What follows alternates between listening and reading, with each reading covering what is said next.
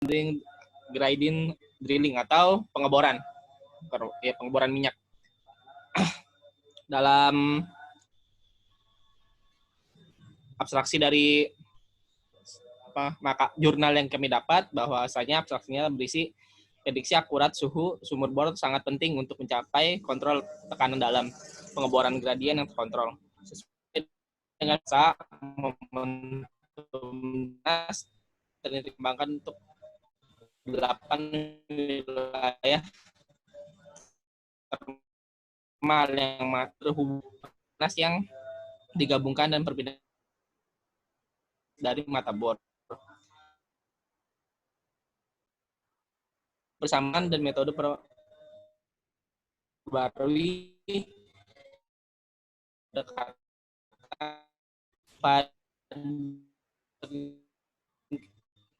integrasi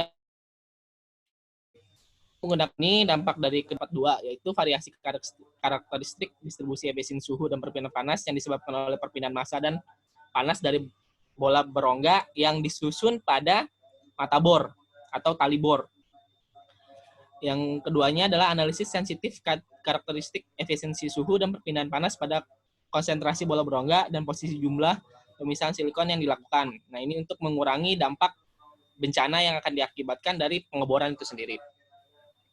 Nah, kita mulai dari pendahuluan.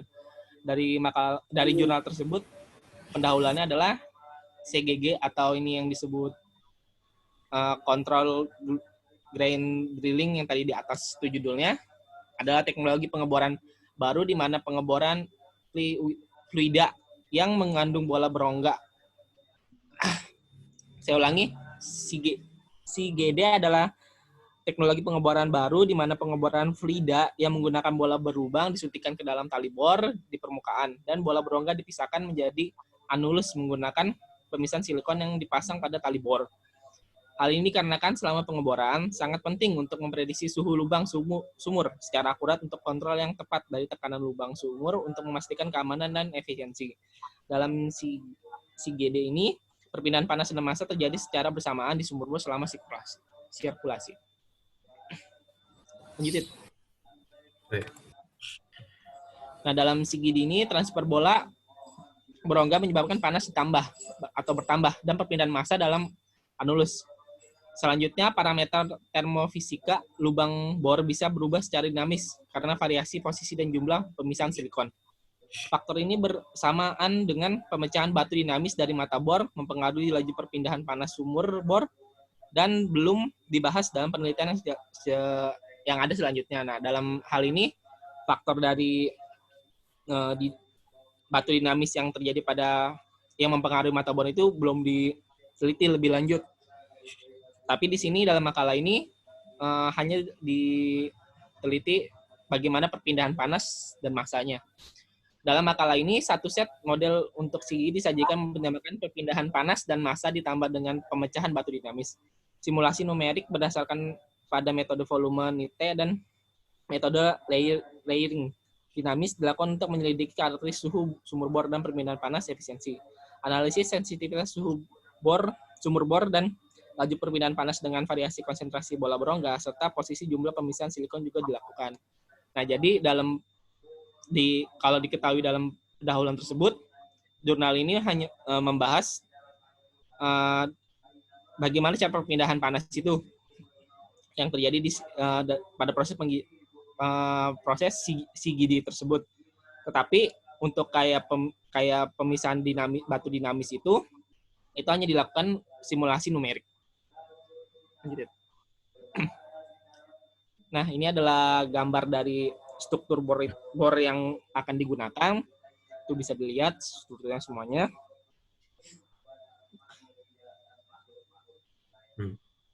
Lanjut.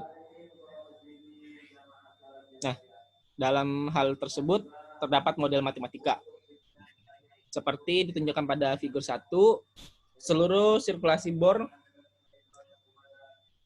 yang tadi ditunjukin di gambar tersebut, seluruh sirkulasi bor lubang sumur itu serupa untuk sistem perpindahan panas yang kompleks yang dikategorikan menjadi 8 wilayah berbeda, yaitu dalam bor, dinding bor, dalam anulus, dinding riset, air laut, formasi, pemisahan silikon, dan mata bor. Dalam jurnal ini diteliti berdasarkan pengeboran. Nah, untuk menetapkan persamaan numerik untuk setiap wilayah, dibuat asumsi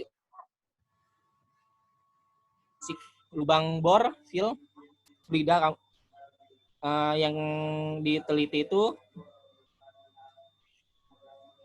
ditergantungkan pada suhu. Terus pemisahan efisiensi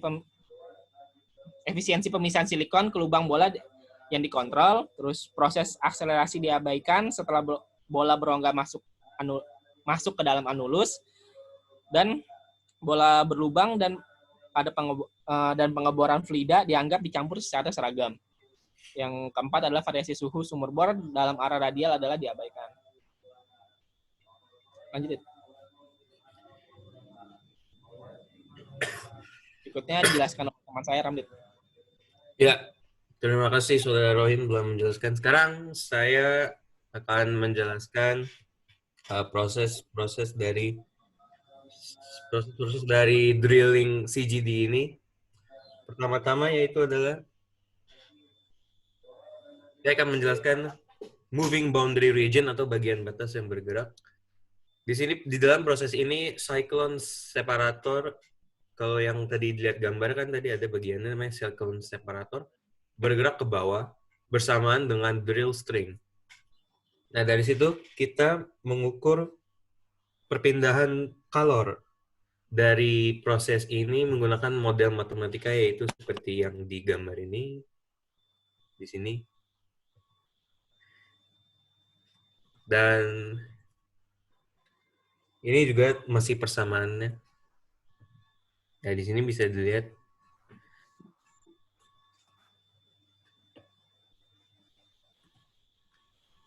Dan ini juga.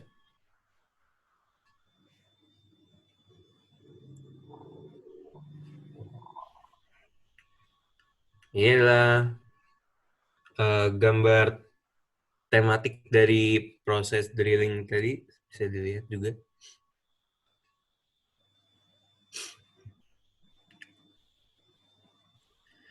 Dan selanjutnya akan dijelaskan penjelasan numerik, yaitu cyclone separator dan moving interface akan bergerak ke bawah, yang mengakibatkan konfigurasi geometrik di sekitar cyclone separator ini dan moving interface. Dan moving interface akan meregang di sepanjang sumbu aksial.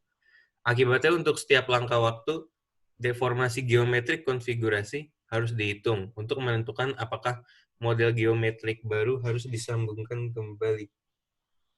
Maka dari itu persamaannya akan menunjukkan model matematika itu seperti di PPT ini. Dan selanjutnya adalah solving method. Pemisahan siklon dan pergerakan interface bergerak ke bawah menyebabkan konfigurasi geometrik dekat pemisahan siklon dan pergerakan interface untuk diregangkan atau dikompresi sepanjang arah aksial. Akibatnya untuk setiap langkah waktu, deformasi konfigurasi geometrik harus dihitung untuk menentukan apakah geometrik yang baru harus disambungkan kembali, di mana metode layering dinamis digunakan untuk memperbarui geometri dan jumlah mesh. Selain itu, the finite volume method digunakan untuk memecahkan metode numerik dan skema Crank-Nicolson sepenuhnya implisit digunakan untuk keretize persamaan diferensial parsial dengan nilai persamaannya sebagai berikut. Persamaan linear 5 diagonal di atas dapat diselesaikan secara iteratif menggunakan metode iteratif Gauss-Seidel sampai rentang kesalahan yang bisa diterima. Yang selanjutnya adalah dynamic layering method. Seluruh proses pembaruan diilustrasikan pada gambar 2. Ketika ketinggian lapisan terentang meningkat untuk memenuhi persamaan, terbagi menjadi 2 lapisan. Selain itu, saat lapisan terkompresi tinggi, dikurangi untuk memenuhi persamaan yang di bawah ini ya, persamaan 20 dan 21. Hal ini dilakukan untuk menyatu dengan lapisan yang berdekatan ke dalam layer baru. Untuk menyederhanakan perhitungan, diasumsikan bahwa tingkat pemisahan sama dengan tingkat penggabungan yaitu XS sama dengan XC sama dengan 0,5. Nah, ini adalah hasil contoh dari pengukuran suhu dari sebuah drilling, tapi bukan drilling CGD, tapi cuman drilling biasa di drilling bawah laut, di contohnya dari ambil dari pengeboran di Laut Cina Selatan. Ya, di sini bisa dilihat di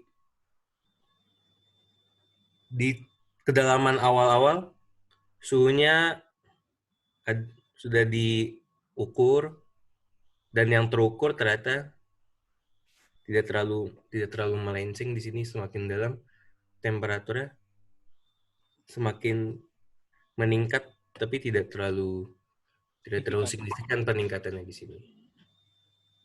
Iya, balik lagi, Dit.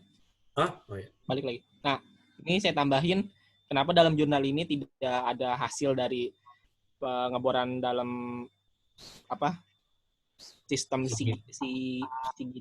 hal tersebut, dikarenakan dalam penulis dari jurnal tersebut mengatakan bahwa data untuk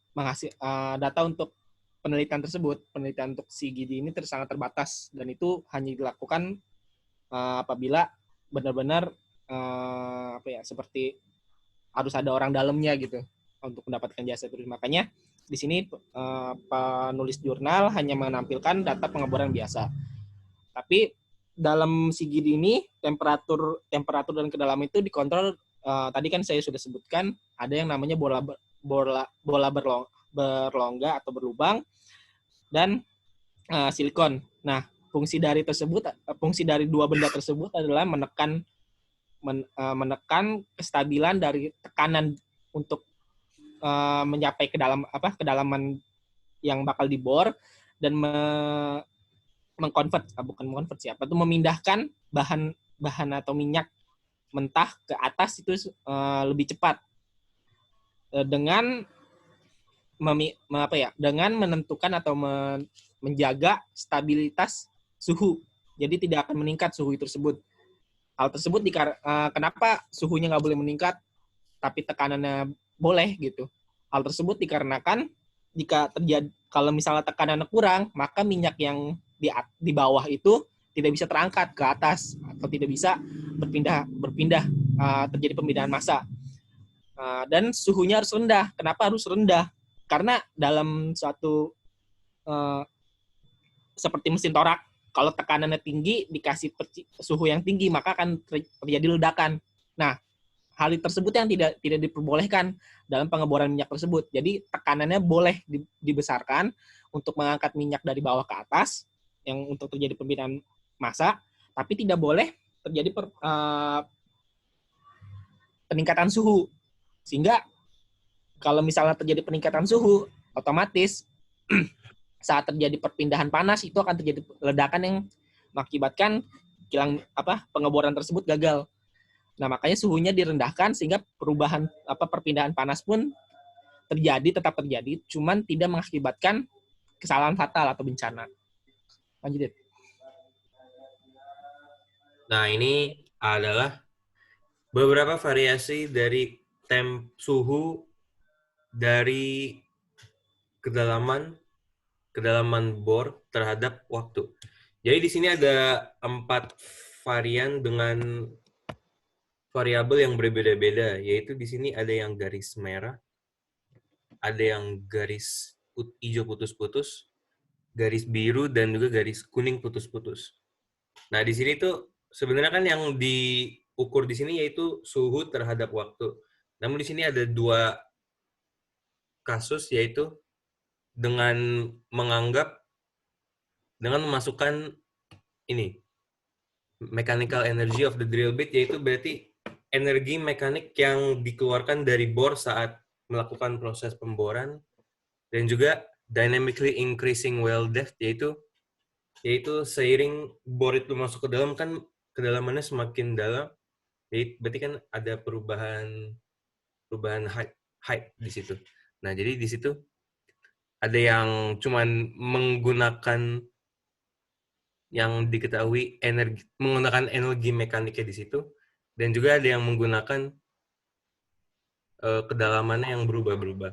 Dan ada juga yang hanya tidak menggunakan kedua variabel yang di atas tadi, dan juga ada yang menggunakan kedua variabel di atas. Nah, bisa dilihat dari awal semua keempat ini seiring waktu suhunya lama-lama akan menurun. Namun seiring majunya waktu, beberapa variabel mulai berpisah dan akan mengalami perbedaan-perbedaan suhu sesuai dengan variabel yang dimiliki. Rohim, Ya. kesimpulan nih, silakan. Selanjutnya adalah kesimpulan dari jurnal tersebut. Nah, maka dapat 4 kesimpulan. Dalam studi ini, model suhu terintegrasi dikembangkan untuk melakukan simulasi CGD. Nah, kenapa di sini tulisannya simulasi CGD? Karena tadi datanya tidak ada. Datanya itu sulit untuk didapat. Makanya dalam jurnal ini hanya melakukan simulasi. Nah, simulasinya itu yang tadi dijelaskan oleh Ramdit, berupa hanya rumus-rumus numerik untuk menentukan variabel tertentu. Nah, didapatkan bahwa kesimpulan bahwa selama proses pengeboran dinamis, penukaran panas meningkat antara anulus dan pembentukannya karena kedalaman sumur yang meningkat secara dinamis dan panas yang dihasilkan oleh energi mekanik bor. Hal ini dikarenakan meningkatnya suhu bottle hole dengan waktu. Nah, kalau dalam kesimpulan pertama itu sama halnya kita melakukan pengeboran biasa di mesin milling. Awalnya suhu bakalan panas karena membuat lubang pertama atau titik pertama itu bakal panas. Nah, makin lama makin ke bawah pun bakal tetap panas suhunya karena mata bor itu bakalan mengebor bukan hanya satu titik untuk kedalaman, tapi untuk di sekitarnya pula. Makanya itu jadi panas. Makanya kalau misalnya kita dalam pengeboran itu, simulasi sederhananya itu adalah pada saat kita melakukan mesin milling tanpa diberikan pulen atau pendingin, itu seperti itu. Maka suhunya bakal meningkat. Tapi bedanya kalau di dalam pengeboran itu bakal terjadi ledakan jika suhunya meningkat. Makanya tadi di resultan di hasil dan resultan yang terakhir dijelasin oleh Ramdit, suhu pertama itu tinggi, kemudian merendah, itu penyebabnya. Dan kedua, perpindahan panas dan massa terjadi secara bersamaan dalam anulus. Ketika cairan pada bola berongga dipisahkan dalam anulus, hal inilah yang menjadikan meningkatnya suhu anulus secara tiba-tiba di pemisahan silikon di sepanjang al-hariran dan menghasilkan titik tanda. Nah, ini yang tadi saya jelaskan. Pada saat tekanannya tinggi, lalu dibarengin dengan suhu yang tinggi pula, bakal terjadi ledakan. Karena tekanan itu dipakai untuk mengangkat minyak mentah, dan saat minyak itu, contoh seperti kita mesin torak. Nah, kalau misalnya mesin torak pada motor ya, tabung silindernya itu, saat diberi tekanan yang tinggi, lalu disemprotkan bahan bakar, lalu dipercikan suhu yang panas, maka akan terjadi ledakan. Nah, itu sama terjadi kalau misalnya terjadi di pengeboran. Makanya tersebut, ketika cairan pada bola berongga dipisahkan dalam anulus, itu yang menjadikan peningkatan suhu. Nah, itu makanya pada saat awal pengeboran, suhunya naik, begitu sudah masuk mata bor itu, maka suhunya bakal perlahan-lahan turun atau dikondisikan untuk menurun karena hal tersebut untuk mengurangi terjadinya titik bencana tersebut.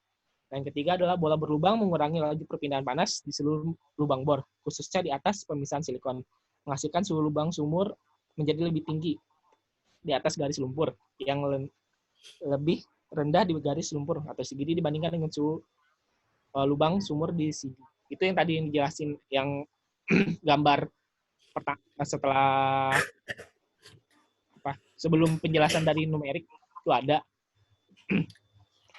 Itu kenapa harus pemisahan silikon menghasilkan suhu lubang sumur yang menjadi lebih tinggi atas garis lumpur. Nah, itu yang tadi.